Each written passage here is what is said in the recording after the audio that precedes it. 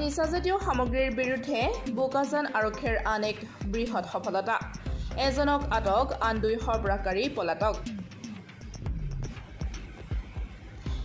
বৰপথাৰ আৰক্ষীৰ নিয়মীয়া নাকা তালাচীত ৩৬,০০০ নিচাজাতীয় ইয়াবা টেবলেট সহ 3 সৰবৰাহকাৰীৰ ভিতৰত অৱশেষত আটক এটা সৰবৰাহকাৰী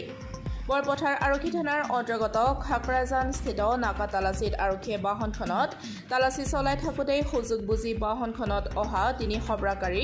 আৰক্ষীৰ চকুত ধূলি দি পলায়ন কৰিছিল যদিও আৰক্ষীয়ে খেদি এটা সৰবৰাহকাৰীক আটক কৰিবলৈ সক্ষম হয় আনহাতে আন 2 সৰবৰাহকাৰী পলাই যায় বুলি আৰক্ষী সূত্ৰে জানিব পৰা গৈছে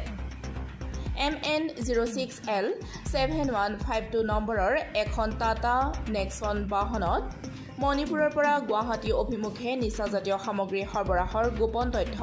বোকাজান আৰক্ষীয়ে লাভ কৰাৰ পাছতেই বৰপথাৰ আৰক্ষী থানাৰ অন্তৰ্গত খাকৰাজান স্থিত আৰক্ষীৰ নিয়মীয়া নাকা তালাচীত অভিযান চলাই টাটা জেনন বাহনখনত বনেটৰ ভিতৰত সৰবৰাহকাৰীয়ে অতি কৌশলেৰে এয়াৰ ক্লিনাৰ ভিতৰত লুকুৱাই অনা অৱস্থাত 18টা পেকেটত মুঠ 4 কেজি ইয়াবা টেবলেট আৰক্ষীয়ে উদ্ধাৰ কৰিবলৈ সক্ষম হয় উদ্ধাৰ কৰা ইয়াবা টেবলেটসমূহৰ আন্তৰ্জাতিক বজাৰ মূল্য প্ৰায় 6 কোটি টকা হ'ব বুলি আৰক্ষীৰ পৰা জানিব পৰা গৈছে